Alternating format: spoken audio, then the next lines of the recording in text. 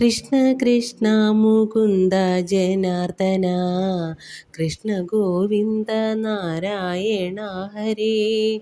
അതിൽ വന്നോരു പുല്ലായിട്ടെങ്കിലും ഇതു കാലം ജനിച്ചു കൊണ്ടിടുവാൻ യോഗ്യത വരുത്തിയിടുവാൻ തക്കൊരു ഭാഗ്യം പോരാതെ പോയല്ലോ ദൈവമേ.